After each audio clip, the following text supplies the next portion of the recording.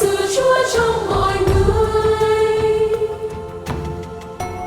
Lạy Chúa, xin Chúa hãy xem con như khí cụ cho thế gian sống vui hòa bình. Để con đem yêu thương đi đến nơi ghét ganh, đem bao dung đi đến nơi chiến tranh, đem an vui đến bên bờ tử sinh. Để con sẽ thắp ánh sáng ra người chân lý, soi qua đêm thâu dòng đầy lỗi lầm, soi lên thiên thang con đường xa xăm. Trần gian thôi không than van, không còn nghi nan, thôi không lang thang sa mạc khô khan, có Chúa ấm áp bên mùa đông xa.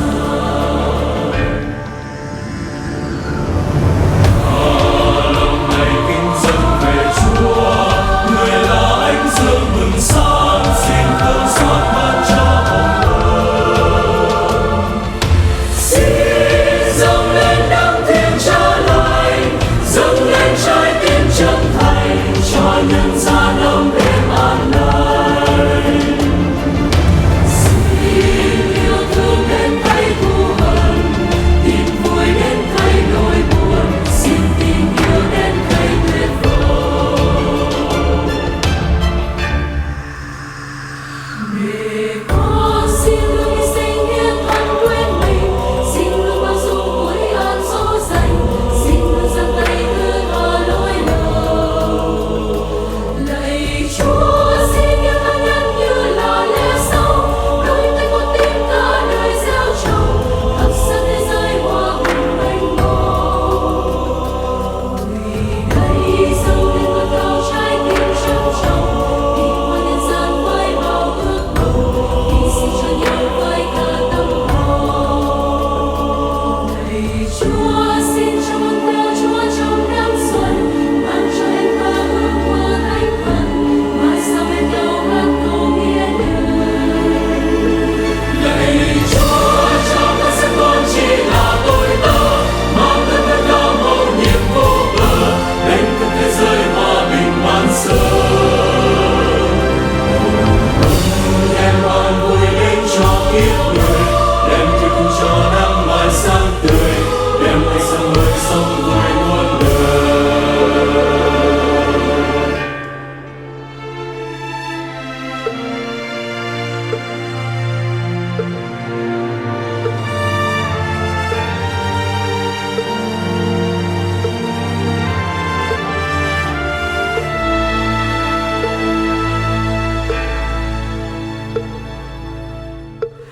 Lạy Chúa, từ nhân xin cho con biết mến yêu và phụng sự Chúa trong mọi người.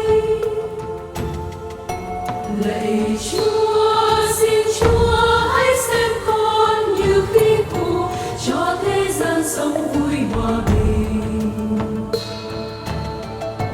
Để con đem yêu thương đi đến nơi ghét ganh, đem bao dung đi đến nơi chiến tranh, đem an vui đến bên bờ tử sinh. Để con sẽ thắp ánh sáng ra người chân lý, soi qua đêm thâu dòng đầy lỗi lầm, soi lên thiên thang con đường xa xăm. Trần gian thôi không than van, không còn nghi nan, thôi không lang thang sa mạc khô khan, có Chúa ấm áp bên mùa đông xa.